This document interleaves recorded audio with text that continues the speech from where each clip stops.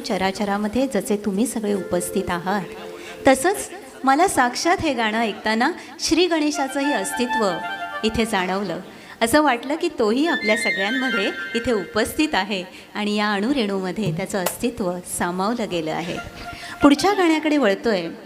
पूर्वीच्या काळी खरोखर आत्ता आपण थोडे बदललो आहेत हे मान्य करायला काय हरकत नाही, पण पूर्वी जे संस्कार होते, रीतिरिवाज होते, या सकाळच्या वेळेला इतकं सुंदर सजवलेलं होतं ना पूर्वजांनी, की खरोखर ती सकाळ इतकी प्रसन्न असायची की पूर्ण दिवस ते चैतन्य टिकून राहायचं.